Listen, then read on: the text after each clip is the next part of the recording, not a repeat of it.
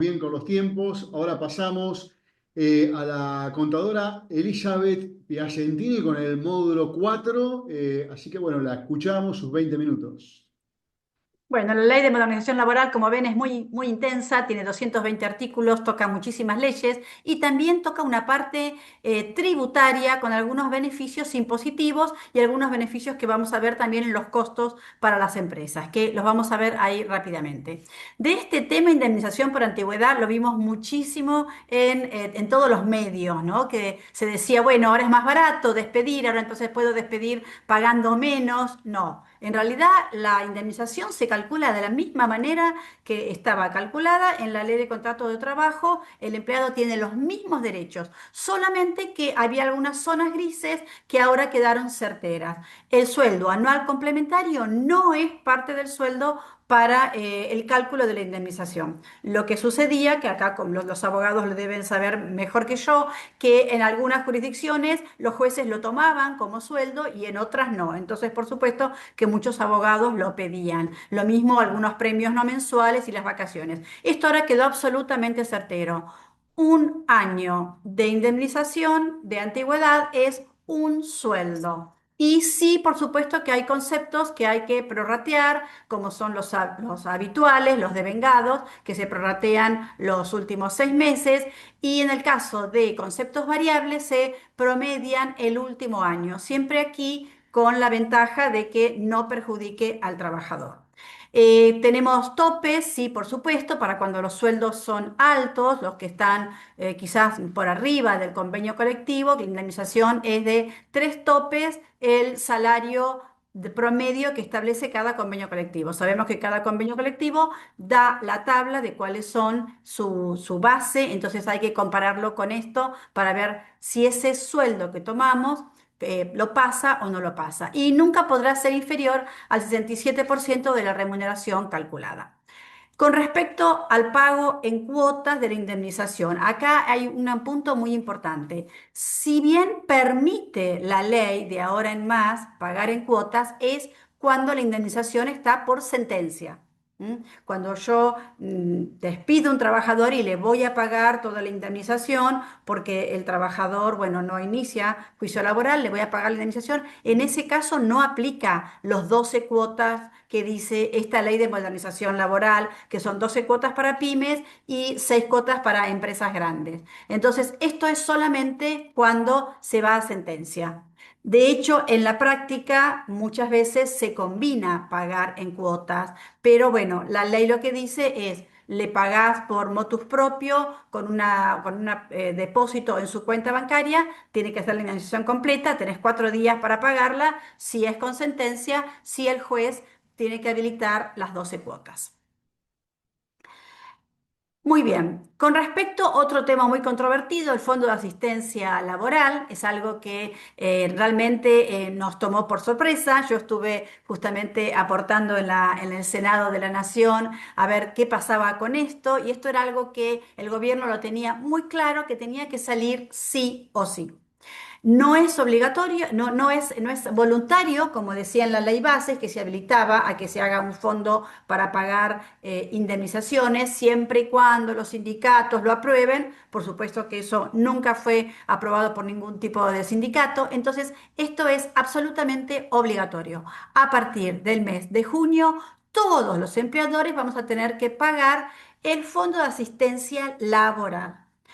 ¿Cuánto? Bueno, lo vamos a pagar junto con las cargas sociales en el BEP. Los que somos pymes pagaremos 2,5% de todos los sueldos, y las que son grandes empresas que no tienen certificado pyme van a pagar el 1%. Estos aportes van a ir a unas cuentas que son fondos administrados por sociedades aprobadas por la Comisión Nacional de Valores. Se están creando esas empresas y vamos a poder elegir a cuál de ellas vamos a querer aportar, porque estas empresas tienen que invertir nuestro dinero. Nuestro dinero va a estar ahí congelado a la espera de pagar indemnizaciones, y de mientras nos puede dar alguna renta porque va a ser invertido en la Comisión Nacional de Valores. El fondo es de la empresa, no es por trabajador, que es una pregunta muy habitual. Es inembargable, es un fondo que va a ser solamente para pagar las indemnizaciones. ¿Y qué indemnizaciones me va a cubrir? Bueno, cuando yo tengo una indemnización para pagar, ya sea de antigüedad, de preaviso, de fallecimiento del trabajador, de una incapacidad, de un contrato de trabajo a plazo fijo que tengo que pagar indemnización, todas esas indemnizaciones las voy a pagar con ese fondo. ¿Ese fondo va a ser un mayor costo para mí? No. Es un fondo que en realidad, si bien yo pago el 2,5, me lo descuento de lo que tengo que pagar al ANSES. ¿Quién termina pagando el fondo? La ANSES. Por lo tanto, es una facilidad que nos dieron a las empresas.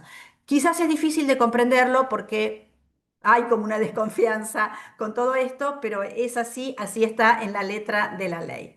Em, entonces, ¿cómo vamos a usar ese fondo? Bueno, cuando tengamos que pagar una indemnización, hacemos una declaración jurada, estoy despidiendo a este empleado, le tengo que pagar 5 meses de sueldo, se hace el cálculo, se le envía al fondo y el fondo habilita a pagarle al trabajador de esa plata que hay allí en la cuenta. Si no alcanza, yo lo tengo que pagar con mis fondos. Por supuesto, el derecho del trabajador está siempre cubierto. O paga el fondo o pago yo.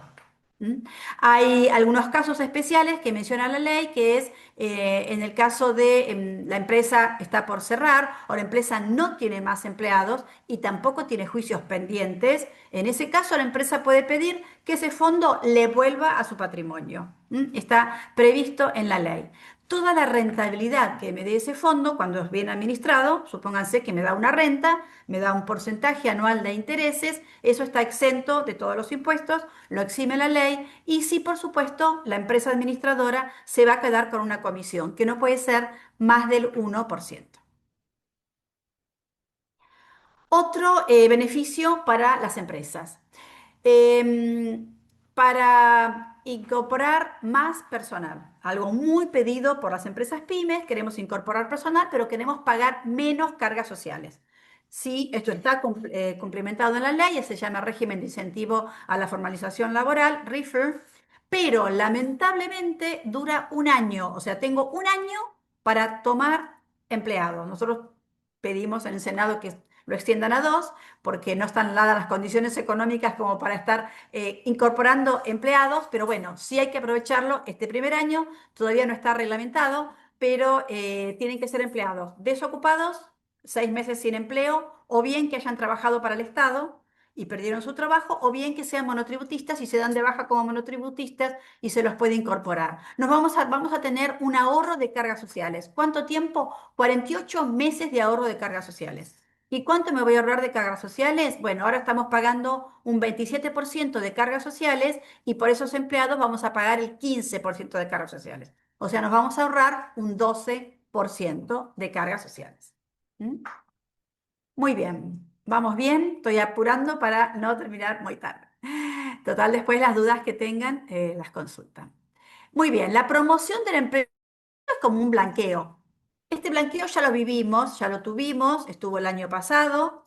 No se anotó casi nadie en el blanqueo porque era muy complejo de presentar. Ahora nos estamos pidiendo que cuando lo reglamenten sea fácil de presentar. ¿Para qué es el blanqueo? Bueno, cuando tengo una relación que estaba mal registrada, la había registrado por la mitad de jornada y realmente trabajaba jornada completa, o no lo tenía registrado, o lo había registrado menos meses, no lo había registrado los primeros meses que ingresó, bueno, ahora voy a tener la oportunidad de registrarlo. Me perdonan casi todo. Me perdonan hasta el 70% de lo que debo de cargas sociales, de aportes, contribuciones, las multas, todo eso lo perdonan. Y se va a poder pagar en cuotas. Se va a poder pagar en cuotas ese blanqueo y tenemos 180 días de plazo después que se reglamente para poder ingresar al blanqueo.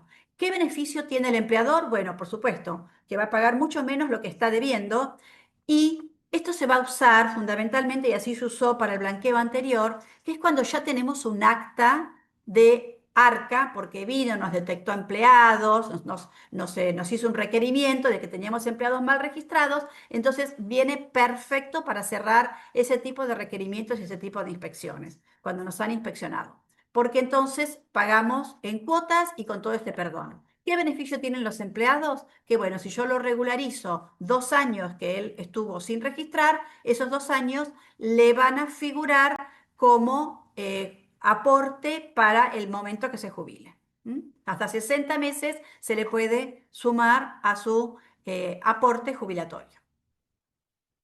Muy bien, acá hay un incentivo a las inversiones. Muy interesante.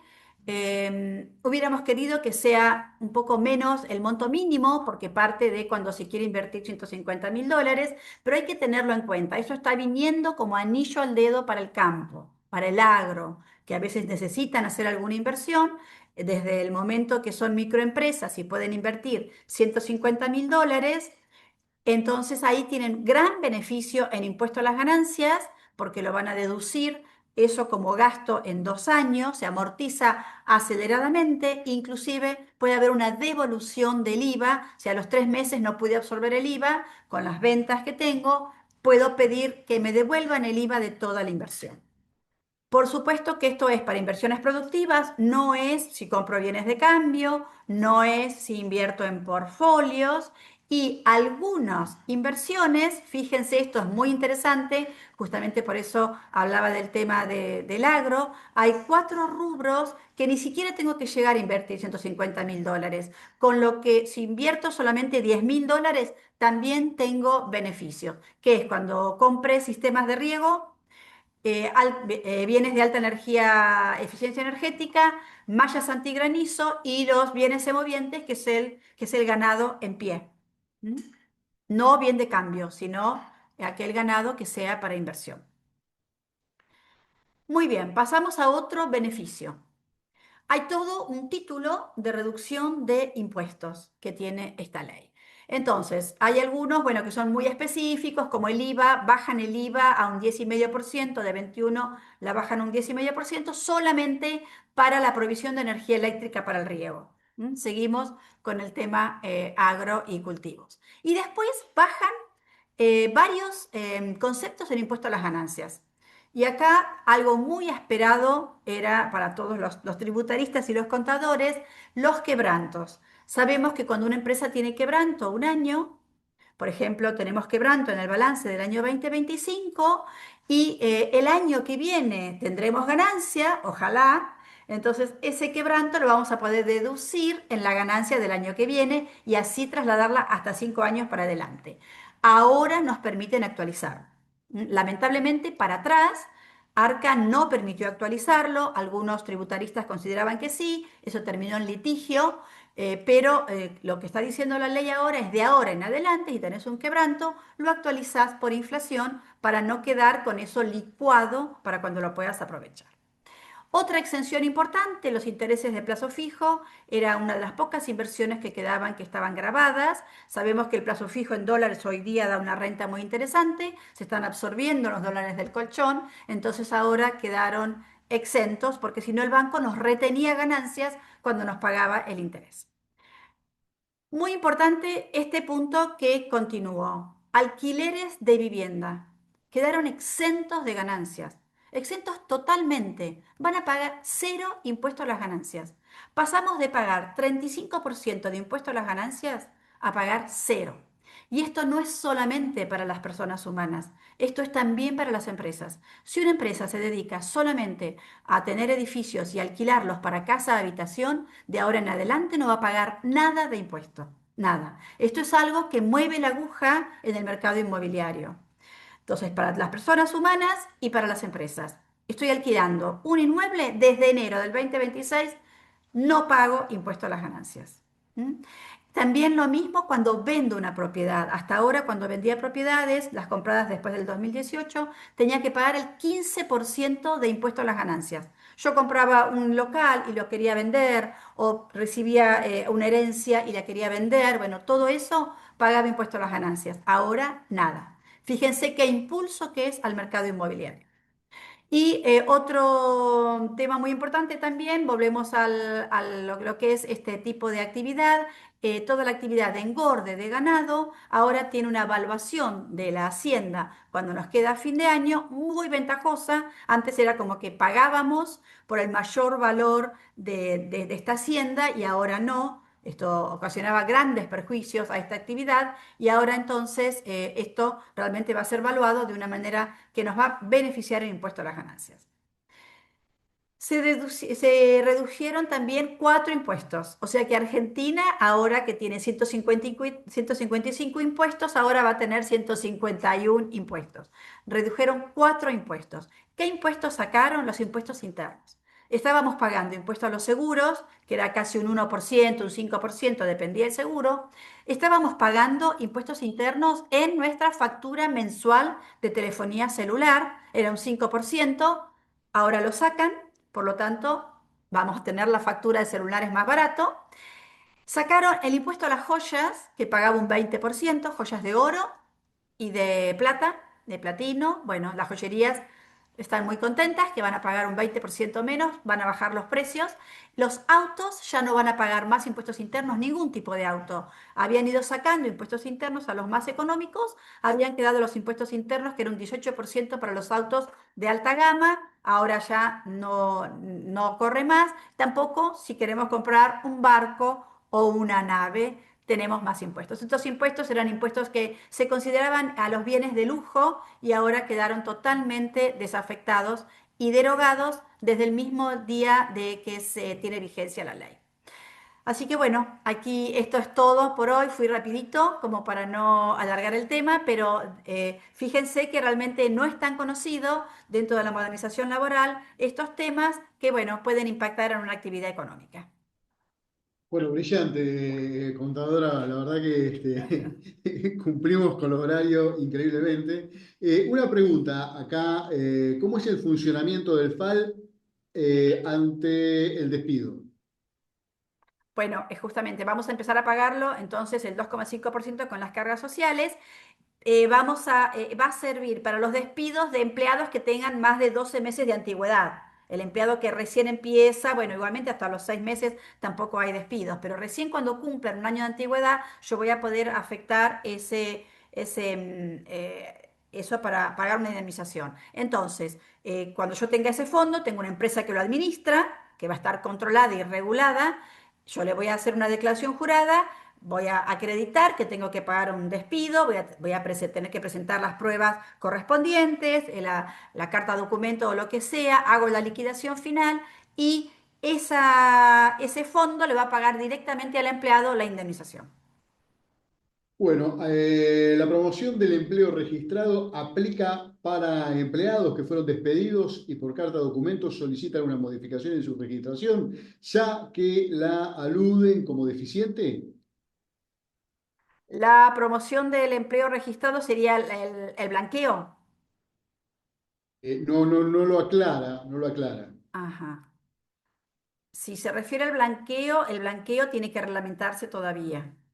¿Mm? Ujú, El perfecto. blanqueo tiene que reglamentarse todavía, pero va a ser un blanqueo donde nos van a perdonar todo lo que debemos, el 70% de cargas sociales. Y para los empleados nuevos, eso es el RIFL, para los empleados nuevos nos van a descontar un 12% de cargas sociales. Los empleados nuevos tienen que ser realmente desocupados. Si yo tomo una persona que estuvo trabajando hasta hace un mes, no va a aplicar para ese beneficio. Claro.